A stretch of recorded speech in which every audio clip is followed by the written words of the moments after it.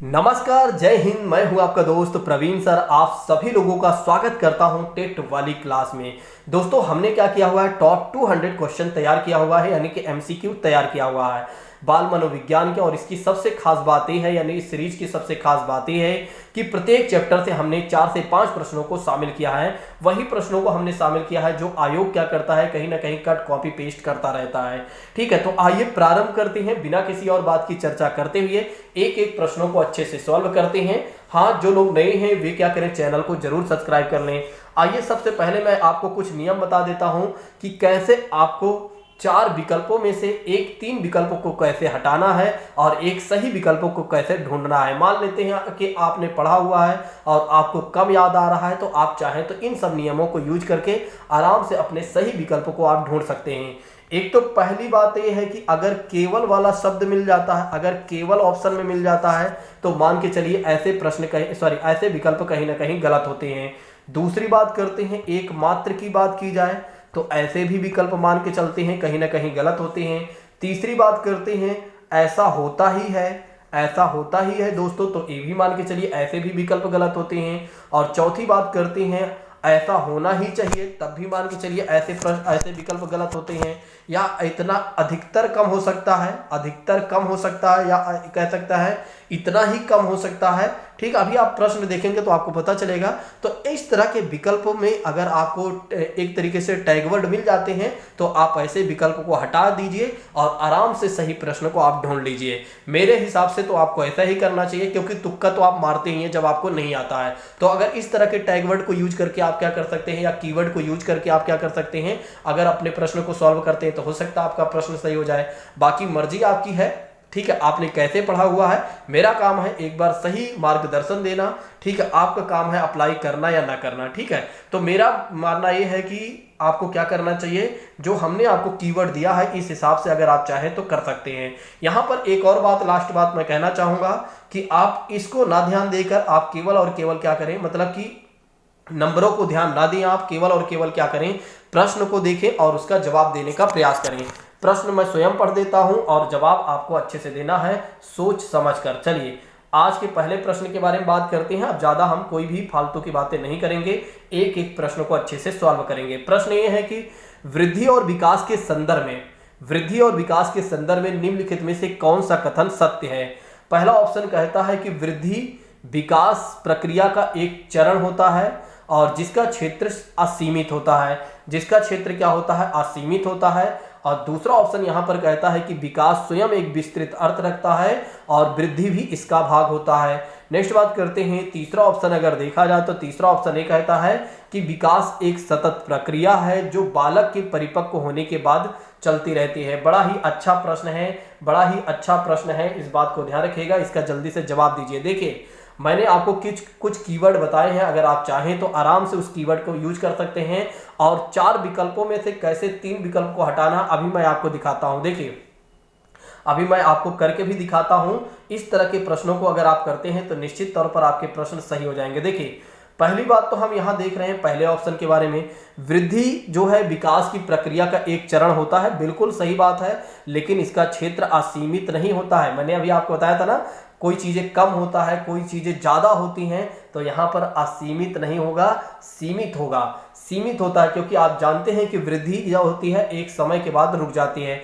जब यहां पर आप देख रहे हैं कि पहला ऑप्शन गलत हो गया, तो एक काम कर लेते हैं कि जहां पर हमें पहला ऑप्शन मिल रहा है उसको हम कट कर देते हैं। ये देखिए, हमने इसको भी कट कर दिया, इसको भी कट कर दिया। और अगर हमें देखा जाए तो बी वाला ऑप्शन सही मिल रहा है तो इसको भी हमने कट कर दिया। इसका मतलब ये हो गया कि सी ऑप्शन यहां पर राइट हो गया, सी ऑप्शन आराम से हमारा सही हो गया। देखिए कैसे हमने प्रश्न को सॉल्व किया, कैसे हमने क्या किया कि पहले विकल्प को हटाया और पहला विकल्प जैसे हमने हटाया वैसे हमें पता चल गया कि इसमें के एक ऑप्शन 2 ऑप्शन सीधा कट जाएंगे। अब बचेंगे 3 और 4 बचेंगे। और 3 और 4 में हम ये देखेंगे कि यहां पर अगर देखा जाए तो एक तरीके से बी वाला ऑप्शन या सी में से एक को अगर हम पता कर लेते हैं तो हमें ये भी पता चल जाएगा कि भैया ये भी गलत है। तो देखिए कैसे हमने क्या किया, इस प्रश्नों को, मतलब इस प्रश्न को कैसे हमने सॉल्व किया।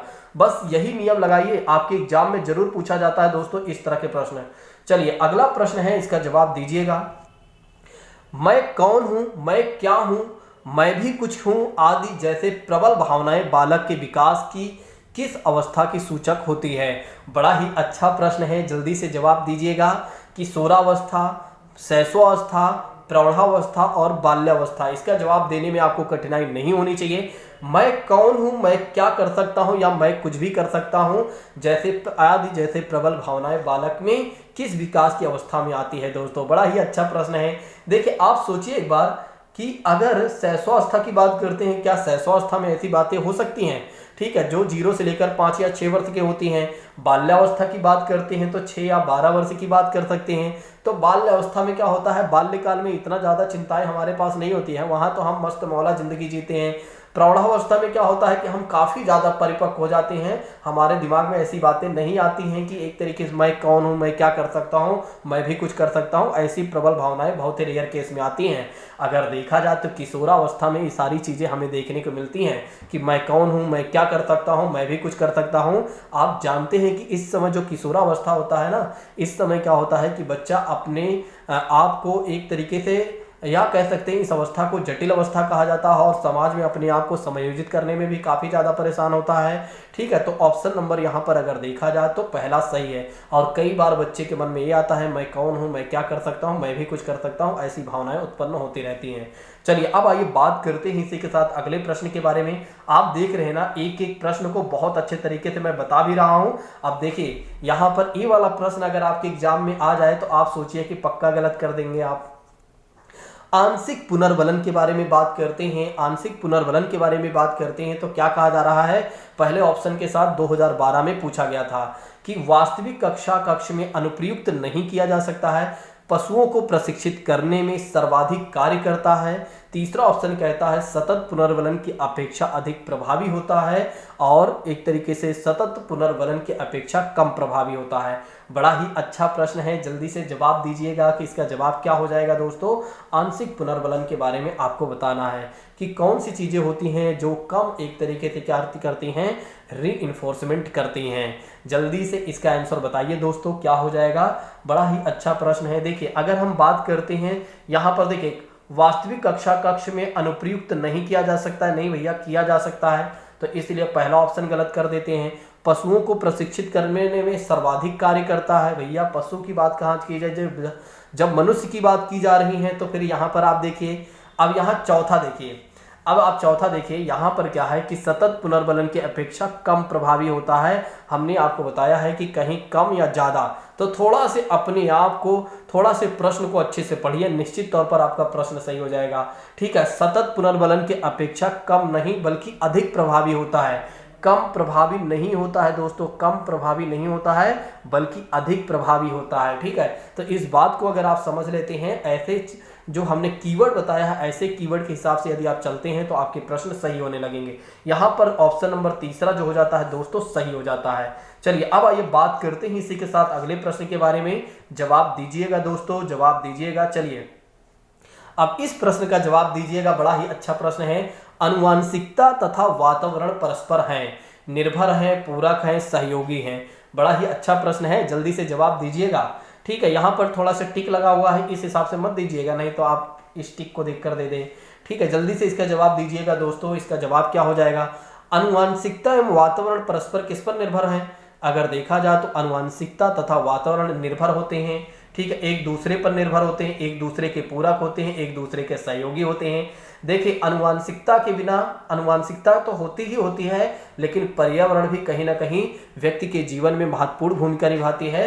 तो इसका मतलब ये हो गया, जब तीनों ऑप्शन यहाँ पर सही हैं तो फिर हमें क्या कर देना चाहिए, चौथा ऑप्शन लगा देना चाहिए। तो अनुवांशिकता और वातावरण जो है परस्पर एक दूसरे पर निर्भर कर सकते हैं या एक दूसरे से जुड़े हुए हैं, पूरक, सहयोगी, तीनों बातें आप कह सकते हैं। ऑप्शन नंबर यहाँ पर क्या हो जाता है कि चौथा सही हो जाता है, इस बात को ध्यान रखिएगा। चलिए अब आइए बात करते हैं इसी के साथ अगले प्रश्न के बारे में। बालक को जो मूल प्रवृत्तियां डैश से प्राप्त होती हैं उनका विकास में होता है। वातावरण वंशानुक्रम, वंशानुक्रम और वातावरण, परिवार, विद्यालय, समाज, परिवार। बड़ा ही अच्छा प्रश्न है दोस्तों, जल्दी से जवाब दीजिए, जल्दी से जवाब देते चलिए दोस्तों, जल्दी से जवाब देते चलिए, जल्दी से इसका जवाब दीजिए, जल्दी से इसका जवाब दीजिए, क्या हो जाएगा। देखिए बालक के बारे में बात करते हैं तो यहाँ पर बालक को जो मूल प्रवृत्तियाँ कहाँ से प्राप्त होती हैं, कुछ लोग सोच रहे होंगे परिवार से प्राप्त होती हैं। कुछ लोग सोच रहे होंगे विद्यालय यहाँ पर ला लेते हैं। ठीक है, फिर सोचिए, गलत हो गया। अगर आपने ऐसा सोचा तब भी गलत हो गया। कुछ लोग सोच रहे होंगे वातावरण, मूल प्रवृत्तियां वातावरण से कैसे प्राप्त होंगे, जब वातावरण से नहीं प्राप्त होंगे तो यहाँ पर गलत काट देते हैं। समाज से, जब परिवार से ही मूल प्रवृत्तियां नहीं प्राप्त हो रही हैं तो समाज वाला भी गलत हो गया। तो इसका मतलब ये हो जाएगा वंशानुक्रम यहाँ पर हो जाएगा और वातावरण यहाँ पर हो जाएगा। बालक में जो मूल प्रवृत्तियां प्राप्त होती हैं दोस्तों, वो वंशानुक्रम से प्राप्त होती हैं और वातावरण से में क्या होता है, उनका विकास होता है। तो बालक का क्या होता है, बालक को जो मूल प्रवृत्तियां प्राप्त होती हैं, ये जो मूल प्रवृत्तियां हैं किसने दिया हुआ है, अगर देखा जाए तो मूल प्रवृत्तियां के 14 सिद्धांतों को अगर देखा जाए या 14 मूल प्रवृत्तियों को देखा जाए तो मैकडुगल साहब ने दिया हुआ है। जो कहाँ से प्राप्त होती हैं, वंशानुक्रम से प्राप्त होती हैं, होते हैं। ठीक है, और वातावरण में क्या होता है, उनका विकास होता है। ठीक, आई होप कि आप लोग समझ गए होंगे। फिर से एक बार मैं ऑप्शन बता देता हूं, नहीं कुछ छात्र बाद में कंफ्यूज रहते हैं। ऑप्शन नंबर बी दोस्तों विल बी राइट। देखिए कितना अच्छे तरीके से मैं आपको सारे प्रश्न सॉल्व करके दिखा रहा हूं। चलिए, बालक के सम्यक विकास के लिए, बालक के अच्छे विकास के लिए निम्नलिखित में से किनका संयोग सर्वाधिक अनिवार्य है। उनके विद्यालय एवं परिवार, उनके वंशानुक्रम और वातावरण, उनके परिवार एवं समाज और उनके समाज एवं राष्ट्र। प्रश्न अच्छा है, थोड़ा से कॉमन सेंस के आधार पर दीजिएगा, जल्दबाजी मत कीजिएगा। जल्दी से बताइएगा कि कौन सी चीजें हैं जो बालक के विकास के लिए सर्वाधिक अनिवार्य है, मतलब कि होना ही चाहिए। देखिए यहाँ पर अब देखिए प्रश्न में कहा जा रहा है सबसे अच्छा अनिवार्य बातें क्या हो सकती है, मतलब कि है तो चारों चीजें ही, अगर देखा जाए तो चारों चीजें ही बालक के विकास के लिए सबसे अच्छी हैं, मतलब एक तरीके से अच्छी हैं। लेकिन इसमें से भी सबसे अच्छी कौन सी चीजें हो सकती हैं, जवाब दीजिएगा जल्दी से। देखिए अब चलिए मैं आपको बता देता हूं, कुछ लोग अगर समाज और राष्ट्र को समझ रहे हैं तो गलत समझ रहे हैं। कुछ लोग समझ रहे हैं केवल परिवार और समाज की बात कर रहे हैं तब भी गलत समझ रहे हैं, और विद्यालय और परिवार को समझ रहे हैं तब भी गलत है। यहाँ पर अगर देखा जाए तो वंशानुक्रम और वातावरण जो है सबसे महत्वपूर्ण है, क्योंकि वंशानुक्रम का होना भी जरूरी होता है, क्योंकि वंशानुक्रम भी रहता है और वंशानुक्रम के साथ अगर देखा जाए तो पर्यावरण भी रहता है। तो ऑप्शन नंबर अगर देखा जाए तो दोस्तों ऐसे में तीसरा सही हो जाता है, इस बात को ध्यान रखिएगा। तो 11 का तीसरा ऑप्शन सही है, इस बात को ध्यान रखिएगा। ठीक है, तो बालक के सम्यक विकास के लिए सबसे ज्यादा अगर संयोग किसी की जरूरत है तो है वंशानुक्रम का होना और वातावरण का होना। याद कर लीजिए तुरंत मेरे साथ ही। ठीक, किसका होना जरूरी है, वंशानुक्रम और वातावरण को। चलिए अगला प्रश्न है, इसका जवाब हो सकता है आप गलत दे पाएं या गलत हो जाए, लेकिन कोई बात नहीं। वातावरण वह हमारी शक्ति है जो हमें प्रभावित करती है, किसने कहा था, वुडवर्थ, रॉस, एनोस्टिसी और उपरोक्त में से कोई नहीं। कई बार ऐसे भी प्रश्न आ जाते हैं बिल्कुल चिंटू पिंटू वाले, लेकिन चिंटू पिंटू भी कई बार गलत हो जाते हैं। चलिए जल्दी से इसका आंसर बताइए। वातावरण वह बाहरी शक्ति है जो हमें प्रभावित करती है। ठीक है, कुछ लोग वुडवर्थ को लगा रहे होंगे, नहीं भाई वुडवर्थ गलत है, यहाँ पर रॉस साहब हो जाएंगे, इस बात को ध्यान रखिएगा। चलिए अब बात करते हैं इसी के साथ अगले प्रश्न के बारे में, जवाब दीजिएगा। ठीक है, बालक क्या है, बालक क्या है, उसकी क्षमता क्या है, उसका पर्याप्त विकास क्यों नहीं हो रहा है, और आदि प्रश्नों के उत्तरदायी तत्व हैं। वंशानुक्रम, वातावरण, केवल एक सही है, केवल ए और 2 सही हैं, और अगर देखा जाए तो भी सही है। जल्दी से जवाब दीजिए। हमने आपको बता भी दिया है, हमने आपको ट्रिक भी बता दिया है कि कैसे प्रश्नों को सॉल्व करना है। अब हमने क्या किया है, ट्रिक आपको बता दिया, अब आपको गलत नहीं करना चाहिए मेरे हिसाब से। ठीक है, जल्दी से इसका आंसर बताइए। देखिए मैंने आपको बताया है दोस्तों कि केवल वाले शब्द हटा दीजिए। ये देखिए केवल वाले हट गए, जब केवल वाले हट गए तो ये भी हट गया, तो ऑप्शन नंबर यहाँ कौन सा सही हो गया, बी सही हो गया। तो बालक क्या है, वह उसकी क्षमता क्या, उसका पर्याप्त विकास क्यों नहीं हो रहा है, आदि प्रश्नों के लिए उत्तरदायी कौन होते हैं, वंशानुक्रम और वातावरण दोनों ही। मैंने आपको पहले भी बताया हुआ है कि अगर बच्चों के संदर्भ में पूछा जाता है कि उनका विकास कैसा होता है, ठीक है, या कौन से उत्तरदायी कारक माने जाते हैं, तो ऑप्शन में अगर वंशानुक्रम और कारक है तो दोनों ही आपको लगाना है, ना कि केवल वंशानुक्रम लगाना है, ना ही केवल वातावरण लगाना है। ठीक है, तो ऑप्शन नंबर दूसरा यहाँ पर दूसरा दोस्तों यहाँ पर सही हो जाता है, इस बात को ध्यान रखिएगा। आइए अब इसी के साथ बात करते हैं अगले प्रश्न के बारे में। यदि आप लोगों को मेरे सारे प्रश्न अच्छे लग रहे हैं तो एक बार कमेंट करके बताइए। पूरे प्रश्न को आप देखिए ना, आपका मन हैप्पी हो जाएगा, आपको लगेगा कि वाकई में अब मुझे पता चल रहा है मेरी तैयारी कितनी अच्छी है कितनी अच्छी नहीं है। मतलब कि अब आपको मैं ये दिखाने का प्रयास कर रहा हूँ यहाँ पर कि कौन सा चैप्टर आपका कम मजबूत है, उसको एक बार आप जाकर रिवीजन कर लें। ठीक है, एक बार आप जाके उसको रिवीजन कर लें और आराम से आपकी तैयारी और अच्छी हो जाएगी। ठीक है, आप देखिए कि जो प्रश्न आपका पेन कॉपी लेकर बैठा करें और प्रश्न करते समय अगर कुछ आपको लगे कि हाँ इसको नोट डाउन करना चाहिए तो नोट डाउन कर लिया करें। आज बाल अपराध की घटनाएं बढ़ती जा रही हैं, जिसके कारण शिक्षा प्रणाली में जटिलताएं आ जा रही हैं। आपके अनुसार इसका प्रमुख कारण क्या है? दूषित वंशानुक्रम की वजह से है ऐसा, या दूषित सामाजिक वातावरण की वजह से ऐसा है, या दूषित परिवेश की वजह से है? बड़ा ही अच्छा प्रश्न है, जवाब दीजिएगा मेरे प्रिय साथियों। बाल अपराध की घटनाएं बढ़ रही हैं, जिसके कारण शिक्षा प्रणाली में जटिलताएं आ रही हैं। बिल्कुल सही बात है। आपके अनुसार इसका क्या प्रमुख कारण हो सकता है? बड़ा ही अच्छा प्रश्न है, जल्दी से जवाब दीजिएगा मेरे प्रिय साथियों। देखिए इसके आंसर के बारे में बात करते हैं। दूषित वंशानुक्रम एक कारण ए भी है दोस्तों, बिल्कुल सही बात है।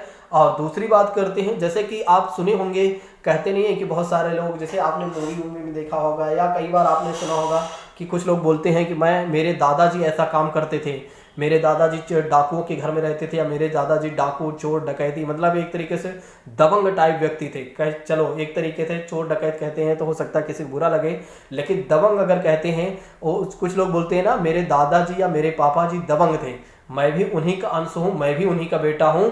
तो सोचिए एक बार जब दादाजी पहले से ही अपराध वाला काम कर रहे थे, दबंग ही थे, तो वही गुण आप में आ गया है। तो ऑप्शन नंबर यहाँ पर पहला सही हो गया। अब कई बार कुछ लोग ये बोलते हैं भैया हमारा जो समाज है ना, इस चीज का समाज है, ठीक है, जहां पर कोई किसी को सुनता नहीं है, अपने सम्मान के लिए वो किसी की जान ले भी सकता है और किसी की जान दे भी सकता है। ठीक है, तो कई बार क्या होता है, व्यक्ति अपने समाज की बड़ाई करने लगता है, लेकिन उसे ये नहीं पता है कि वो जो बड़ाई कर रहा है उसकी बुराई भी है।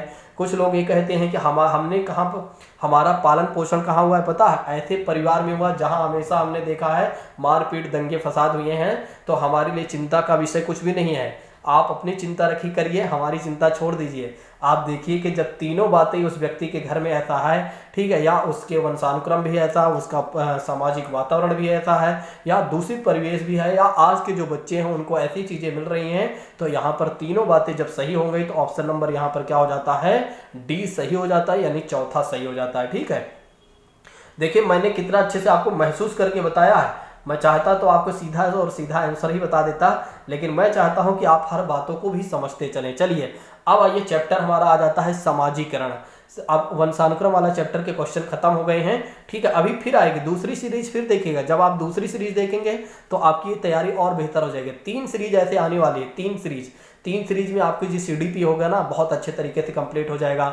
और जो एक तरीके से इस साल 1 महीने का जो पेपर हुआ है उसके भी मैं प्रश्नों को सॉल्व कराऊंगा, ताकि आपको कहीं से कहीं तक कोई दिक्कत ना हो। जो लोग नए हैं वे क्या करें, चैनल को सब्सक्राइब इसलिए कर लें क्योंकि इस तरह की सीरीज भी मिल रही है, और सिद्धांत को भी मैं कवर कर रहा हूँ, सारे सिद्धांत भी वे पढ़ते चलें। समाजीकरण का अर्थ हो जाता है सामाजिक मानदंड का कठोर रूप से पालन करना, समाज में समायोजित होना, सामाजिक मानदंडों के विरुद्ध विद्रोह करना, और सामाजिक विविधता को समझना। बड़ा ही अच्छा प्रश्न है, समाजीकरण का अर्थ क्या हो जाता है मेरे प्रिय दोस्तों? जल्दी से इसका जवाब दीजिएगा। समाजीकरण का अर्थ क्या हो जाता है? जल्दी से इसका आंसर बताइएगा दोस्तों। तो इसका जो आंसर होगा, देखिए यहाँ पर क्या है, सामाजिक मानदंड का कठोर रूप पालन करना, ये बिल्कुल गलत बात है। समाज की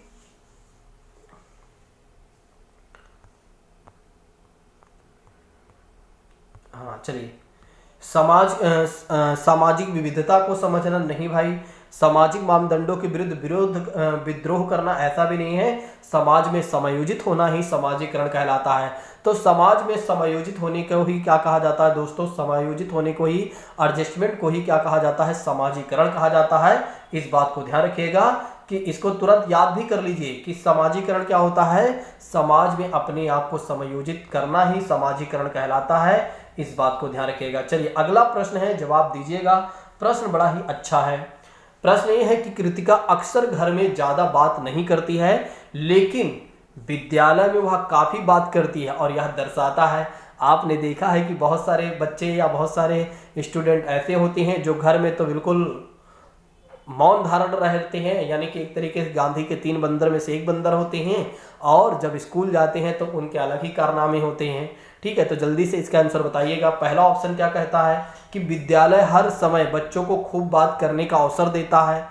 हाँ, ऐसी बात है शिक्षकों की यह मांग होती है कि बच्चे विद्यालय में खूब बात करें। अच्छा, टीचर ये चाहता है कि जितना मन करे खूब बात करें।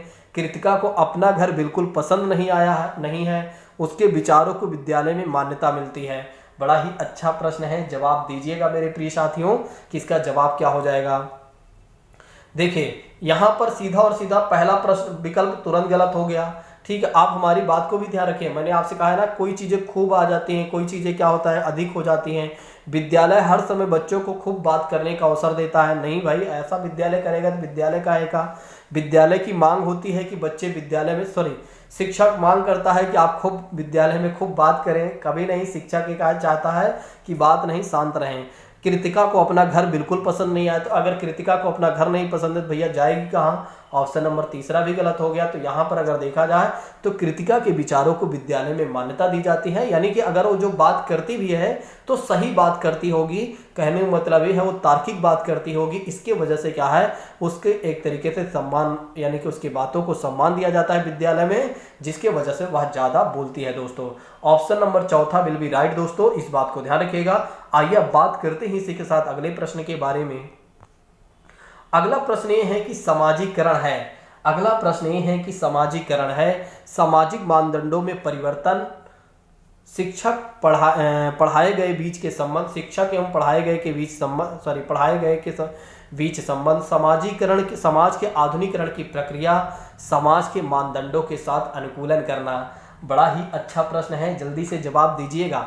समाजीकरण है, सामाजिक मानदंडों में परिवर्तन करना, शिक्षक व पढ़ाए गए के बीच संबंध स्थापित करना, समाज के आधुनिकरण की प्रक्रिया और एक तरीके से समाज के मानदंडों के साथ अनुकूलन करना। हमने आपको अनुकूलन बताया हुआ, जो लोग जीन पियाजे के सिद्धांत को हमारे साथ पढ़े हुए हैं, अगर वे अनुकूलन को एक बार देख लेते हैं, जितने भी शब्दावलियां हैं अगर उसको देख लेती हैं, तो ये मान के चलिए इनके प्रश्न गलत होने की संभावनाएं बिल्कुल नगण्य हो जाएंगी।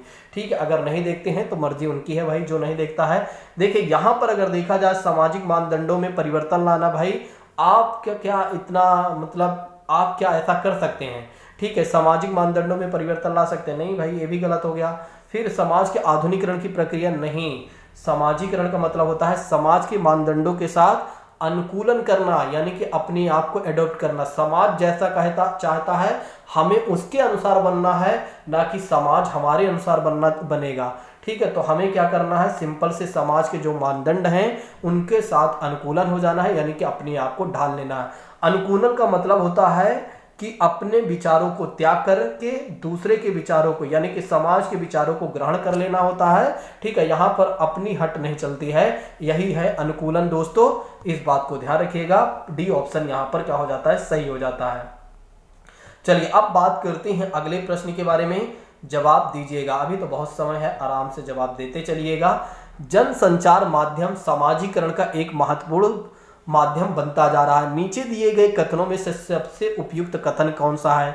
समाजीकरण केवल माता पिता और परिवार के द्वारा किया जाता है, जनसंचार माध्यमों की पहुंच बढ़ती जा रही है, और जनसंचार माध्यम वृत्तियों और मूल्यों और विश्वासों को प्रभावित करता है, बच्चे संचार माध्यमों के साथ प्रत्यक्ष रूप से अंतःक्रिया नहीं कर सकते हैं। बड़ा ही अच्छा प्रश्न है, जल्दी से जवाब दीजिएगा इसका, जल्दी से जवाब दीजिए। जनसंचार माध्यम समाजीकरण का एक महत्वपूर्ण माध्यम बनता जा रहा है, नीचे दिए कथनों में सबसे उपयुक्त कौन सा है? एक तो हमें क्या कर देना है, पहला ऑप्शन कट कर देना है, यहाँ पर केवल वाला शब्द आ गया, कट कर दिया हमने। ठीक, केवल वाला शब्द हमें आ गया तो हमने इसको कट कर दिया। फिर अब बात कर लेते हैं तीसरे ऑप्शन की बात करते हैं, चौथा ऑप्शन तो नहीं होगा लगता है, कोई नहीं, 3 ऑप्शन में से तो ही बता दो, कोई बात नहीं। चलिए 3 ऑप्शन में से एक सही है। बच्चे संचार माध्यमों के साथ प्रत्यक्ष रूप से अंतःक्रिया नहीं कर सकते हैं, ऐसा किसने बोला भाई? कर सकते हैं, ऐसा नहीं कर सकते, याद करिए मैंने रूल में बताया हुआ, अपने कीवर्ड में बताया हुआ है कि ऐसा नहीं हो सकता है। जहां पर ऐसा नहीं हो सकता है और ऐसा ही होना चाहिए, मान के चलिए ऐसे प्रश्न गलत होते हैं। आप देख रहे हैं ना, यहाँ पर बच्चे संचार के माध्यम से प्रत्यक्ष रूप से अंतःक्रिया नहीं कर सकते हैं बल्कि कर सकते हैं। ठीक है, तो यहाँ पर ऑप्शन नंबर क्या हो गया, डी यहाँ पर सही गलत हो गया, मतलब तीसरा गलत हो गया। जब 3 गलत हो गए तो फिर हमें बी सही कर देना चाहिए। जनसंचार माध्यमों की पहुंच बढ़ रही है और जनसंचार माध्यम वृत्ति मूल्यों और विश्वासों को प्रभावित करता है। देखिए हमने जो आपको कीवर्ड बताया है ना, अगर आप हमारे कीवर्ड को लेकर चले जाते हैं ना एग्जाम में, तो अगर आपको 25 क्वेश्चन आते हैं और 5 क्वेश्चन आपको नहीं आते हैं तो वो भी 5 क्वेश्चन को आप आराम से सॉल्व कर सकते हैं जिस तरह के कीवर्ड हमने आपको बताया हुआ है। ठीक है, बाकी मर्जी आपकी है। चलिए जवाब दीजिएगा। प्रश्न ए है दोस्तों, प्रश्न ए है कि निम्नलिखित में से कौन से समाजीकरण का गौड़ वाहक हो सकता है? विद्यालय और पास पड़ोस, और विद्यालय और निकटतम परिवार के सदस्य, परिवार और रिश्तेदार, परिवार और पास पड़ोस। देखिए आज आपको पता चल रहा होगा कि हमारी तैयारी कितनी बेहतर है। मैंने क्या किया, हर चैप्टर से मैंने क्या किया, 2 4 10 प्रश्नों को रखा ही है। ठीक है, तो अगर आप इसी तरह के 3 बार कर लेते हैं, मतलब मेरी 3 सीरीज कर लेते हैं, तो आप ये मान के चलिए हर चैप्टर में आपकी समझ जो हो जाएगी बन जाएगी। और अब आपको क्या करना चाहिए, हर दिन 9:05 पर एक क्लास होगी, 2-3 दिनों तक लगातार इस सीरीज चलेगी।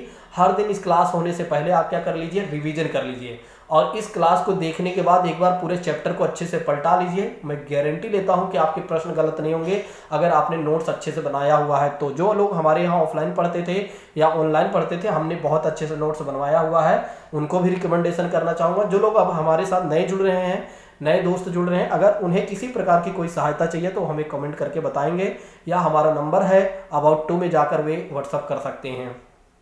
चलिए प्रश्न का जवाब जल्दी से दीजिएगा। देखिए निम्नलिखित में से एक समाजीकरण के गौड़ वाहक हो सकते हैं विद्यालय और, अगर देखा जाए तो पास पड़ोस, गलत हो गया, विद्यालय रिश्तेदार, विद्यालय और पास पड़ोस नहीं भाई, यहाँ पर तो ये भी तो है, विद्यालय और निकटतम परिवार के सदस्य की बात करते हैं, तो ये क्या हो जाता है, यहाँ पर सही हो जाता है, यानी कि समाजीकरण की गौड़ वाहक के रूप में विद्यालय और निकटतम परिवार के सदस्य हैं। ठीक है, ऑप्शन नंबर यहाँ पर बी सही हो जाता है, याद कर लीजिए तुरंत। चलिए अब आइए बात करते हैं अगले प्रश्न के बारे में, यानी कि अब हम सिद्धांतों वाले चैप्टर में आ चुके हैं। चलिए पियाजे के अनुसार विकास की पहली अवस्था, पियाजे के अनुसार विकास की पहली अवस्था जन्म से लेकर 2 वर्ष की आयु है। इस दौरान बच्चे का सबसे बेहतर सीखता है निष्क्रिय शब्दों को समझने के द्वारा, पहला ऑप्शन कहता है। दूसरा ऑप्शन कहता है अमूर्त तरीकों के चिंतन द्वारा। तीसरा ऑप्शन कहता है भाषा के नई अर्जित ज्ञान के अनुप्रयोग द्वारा। चौथा ऑप्शन कहता है इंद्रियों के प्रयोग द्वारा। याद करिए आप लोग, कल हमने जीन पियाजे को बहुत अच्छे से पढ़ा है। जिन लोगों ने हमसे जीन पियाजे पढ़ लिया है, मैं गारंटी लेता हूं कि उनके प्रश्न तो अब गलत नहीं होंगे। अगर उन्होंने सही से वीडियो को 2 बार देखा होगा तो एक बार में तो कुछ नहीं होगा, मैंने पहले भी बताया है। ठीक है, चलिए बात करते हैं इसके जवाब के बारे में। तो इसका जवाब हो जाएगा दोस्तों यहाँ पर चौथा सही हो जाएगा। ठीक है, जीन पियाजे साहब के बारे में यदि बात करते हैं, यहाँ पर क्या है, एक तरीके से संवेदी गामक अवस्था की बात कहीं ना कहीं की जा रही है। ठीक है, तो संवेदी में क्या हो जाता है, इंद्रिय जनित गामक अवस्था की बात की जा रही है। तो ऑप्शन इंद्रिय जनित गामक अवस्था का मतलब ये हो जाता है जब आंख नाक कान से बच्चा क्या करता है, अपने भावनाओं को व्यक्त करता है। तो यहाँ पर ऑप्शन नंबर जो चौथा होता है यहाँ पर सही हो जाता है। सिंपल सी बात इतनी है।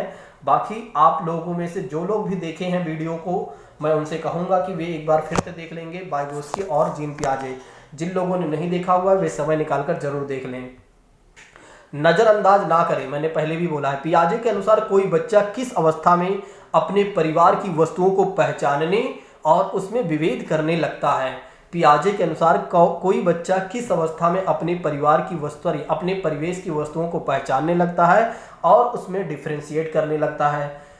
मूर्त संक्रियात्मक अवस्था में ऐसी बातें हैं, और औपचारिक संक्रियात्मक अवस्था की बात करते हैं, संक्रियात्मक अवस्था की बात करते हैं, संवेदी प्रेरक अवस्था की बात करते हैं, और दूसरी बात करते हैं पूर्व संक्रियात्मक अवस्था। बड़ा ही अच्छा प्रश्न है, जल्दी से जवाब दीजिए मेरे प्रिय साथियों, जल्दी से जवाब दीजिए, जल्दी से जवाब देते चलिए। यदि आ रहा है, नहीं आ रहा है तो फिर भी प्रयास तो बनता ही है, प्रयास जल्दी से करिए दोस्तों।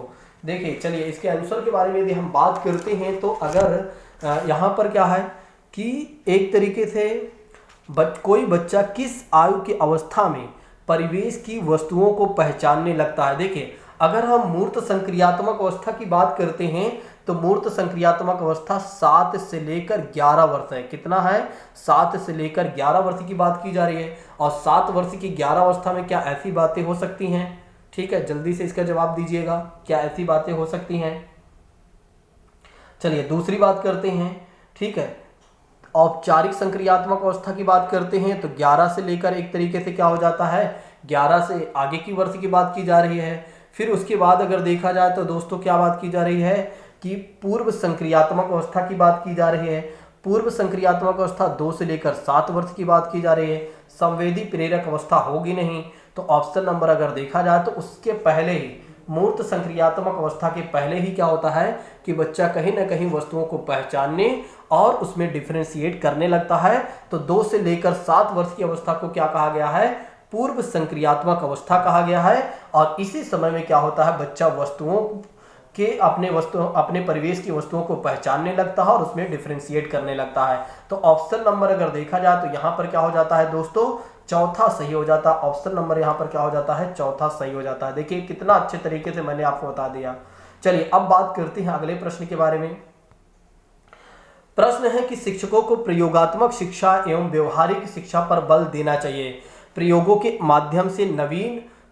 माध्यम से बालकों में नवीन विचार का संचार होता है और उनमें मौलिकता का सृजन होता है। इनमें से क्या कथन किसका है, किससे संबंधित है? पियाजे के संज्ञानात्मक विकास के शैक्षिक महत्व से है, और वाइगोस्की के सामाजिक विकास के सिद्धांत से, कोलवर के नैतिक विकास के सिद्धांत से, उपरोक्त में से कोई नहीं।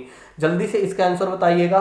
कल या आज ही अगर आप कहें तो बाद में मैं आपको जैन पियाजे के एक तो नैतिक विकास का सिद्धांत इनका बचा हुआ है और एक तरीके से इनका शैक्षिक के बारे में जो इन्होंने बताया है, यानी कि उसका क्या महत्व है, महत्व वाला भी मैं सोच रहा हूँ करवा ही दूँ एक बार आपको कि संज्ञानात्मक विकास के सिद्धांत में शैक्षिक महत्व क्या है, जीन पियाजे। जल्दी जवाब दीजिएगा।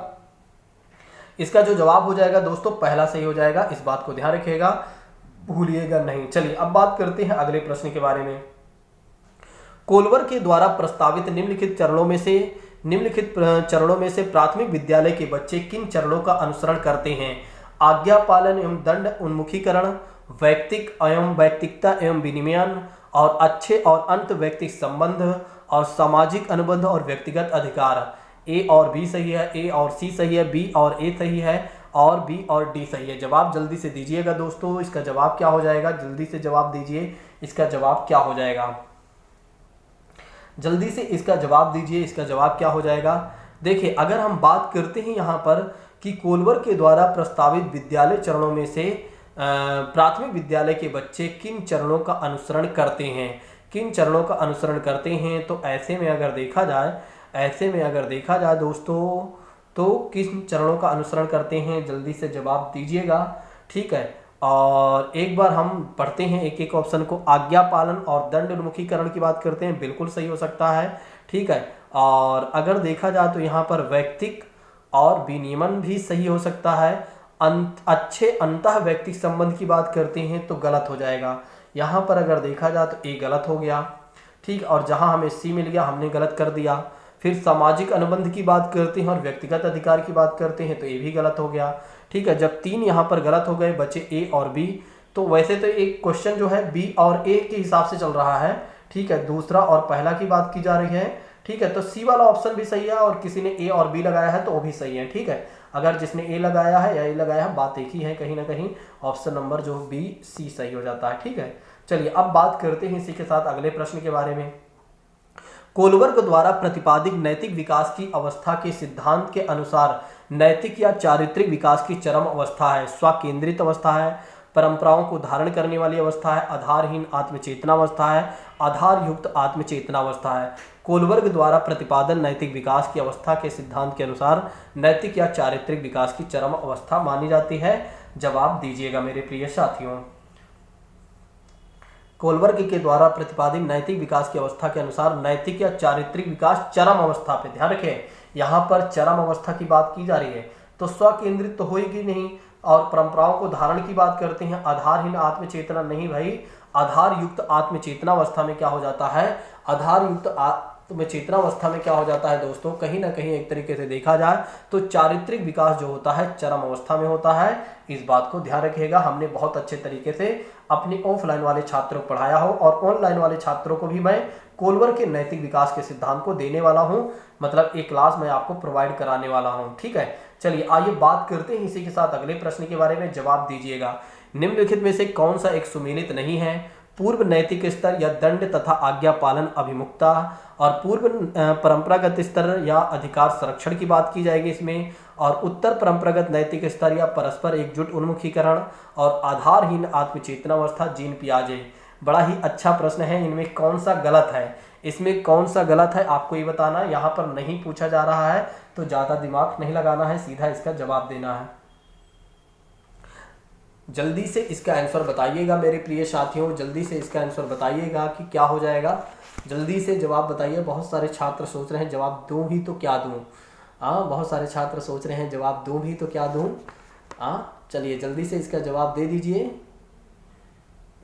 आधारहीन आत्मचेतनावस्था सुमेलित नहीं है। यहाँ पर जो ऑप्शन हो जाएगा मेरे हिसाब से चौथा सही हो जाएगा, और ऑप्शन जो मतलब सही किया है वो तीसरा सही किया गया है। उत्तर परंपरागत परस्पर एकजुट उन्मुखीकरण नहीं।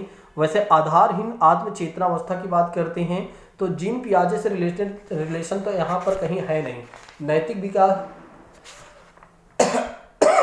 अगर हम क्या करते हैं नैतिक विकास के सिद्धांत के आधार पर भी चलते हैं तो मेरे हिसाब से इन्होंने नैतिक विकास के सिद्धांत में दो बातें दी हैं। एक तो परायत्त नैतिकता होती है और दूसरी इनकी होती है स्वायत्त नैतिकता होती है। परायत्त नैतिकता में क्या होती है कि एक तरीके से बच्चा क्या करता है, अपनी ही बात को एक तरीके से क्या करता है, यानी कि जो उसके लिए जो नियम होते हैं अपरिवर्तनशील होते हैं, उसके लिए नैतिकता वही मानी जाती है जो उसे बता दिया जाता है, जो 2 से लेकर 8 वर्ष है। और स्वायत्त नैतिकता में क्या है, 9 से लेकर 11 वर्ष, जहाँ पर क्या होता है ना अपने मित्रों वगैरह या अपने संबंधों से क्या करता है जांच, उसे नैतिकता मिलती है। तो ऑप्शन नंबर अगर देखा जाए तो मेरे हिसाब से चौथा सही होगा, और उसमें अगर देखा जाए तो ए वाला दिया गया है। ठीक है, ए वाला ज़्यादा सही होगा क्योंकि जीन पियाजे आधारहीन आत्मचेतनावस्था से रिलेटेड नहीं है। ऑप्शन नंबर यही सही होना चाहिए। बाकी आप देख लीजिएगा, अगर आपको लगता है तीसरा तब भी मान लीजिएगा। ठीक है, चलिए कोलवर के अनुसार शिक्षक बच्चों में नैतिक मूल्यों का विकास कर सकता है। कैसे यह व्यवहार किया जाना चाहिए, इस पर कठोर निर्देश देकर, धार्मिक शिक्षा को महत्व देकर और व्यवहार की स्पष्ट नियम बनाकर और नैतिक मुद्दों पर आधारित चर्चाओं में उन्हें शामिल करके। बड़ा ही अच्छा प्रश्न है, जल्दी से जवाब दीजिएगा दोस्तों, जल्दी से इसका जवाब दीजिएगा क्या हो जाएगा। चलिए कोलवर के अनुसार शिक्षक बच्चों में नैतिक मूल्यों का विकास कर सकता है। भैया क्या आप सोचिए एक बार, कठोर व्यवहार किया जाना चाहिए, इस पर कठोर निर्देश देकर। धार्मिक शिक्षा की तो कहीं पर भी बात नहीं की गई है। धार्मिक शिक्षा में साफ साफ मना किया गया है कि सरकारी विद्यालय में कहीं पर भी धार्मिक शिक्षा ना दिया जाए। व्यवहार में स्पष्ट नियम बनाकर, किसी के व्यवहार में आप स्पष्ट नियम बना ही नहीं सकते कि तुम्हें ऐसा ही काम करना है। तो नैतिक मुद्दों पर आपको चर्चा करना होगा, और अगर उन सब चीज़ों को चर्चा करते हैं तो बच्चों में भी नैतिकता आएगी। जैसे कि बात करते हैं गांधी जी के बारे में, आप बात करते हैं कि गांधी जी कितने नैतिक थे, तो अगर इस आधार पर आप बात करके बच्चों को बताते हैं तो बच्चों में भी उस तरह की नैतिकता कहीं ना कहीं झलकने लग सकते हैं या उनमें आ सकते हैं। चलिए इस प्रश्न का जवाब दीजिएगा। इस तरह के प्रश्न कहीं ना कहीं कट कॉपी पेस्ट हो जाते हैं। एक शिक्षिका अपने शिक्षार्थियों को इस रूप में मदद करना चाहती है कि वे एक स्थिति के अनेक दृष्टिकोणों को सराहना कर सकें, और वह विभिन्न समूहों में एक स्थिति पर वाद विवाद करने के अनेक अवसर उपलब्ध कराती है। और वाइगोत्स्की के परिप्रेक्ष्य के अनुसार उसके शिक्षार्थी विभिन्न दृष्टिकोणों को क्या करेंगे और अपने तरीके से उस स्थिति के अनेक परिप्रेक्ष्य विकसित करेंगे। बड़ा ही अच्छा प्रश्न है। तर्कसंगत, आत्मसात, निर्माण और संक्रियाकरण। अच्छा प्रश्न है, जवाब दीजिएगा दोस्तों, जवाब जल्दी से दीजिएगा। यहाँ पर क्या है, वाइगोत्स्की की बात की गई है, और वाइगोत्स्की की बात करते हैं तो अगर आप दिमाग लगाएं तो आराम से कर सकते हैं। वाइगोत्स्की महोदय के बारे में अगर आप देखते हैं तो मैंने बताया हुआ है बहुत अच्छे तरीके से। वे कहते हैं कि बच्चों का जो संज्ञानात्मक विकास होता है वो समाज और संस्कृति के द्वारा होता है, यानी कि समाज ही महत्वपूर्ण कारक माना जाता है। और अगर देखा जाए तो कहीं ना कहीं यहाँ पर क्या बात हो जा रही है, यहाँ पर तर्क संगत छोड़ो, निर्माण छोड़ो, संक्रियाकरण छोड़ो, यहाँ आत्मसात की बात की जा रही है। ऑप्शन नंबर दूसरा सही हो जाता है। देखिए यहाँ पर कैसे कितने अच्छे तरीके से हमने ऑप्शन नंबर दूसरा सही करके आपको दिखाया। चलिए अब बात करते हैं इसी के साथ अगले प्रश्न के बारे में, जवाब दीजिएगा। अध्यापक ने ध्यान दिया कि पुष्पा अपने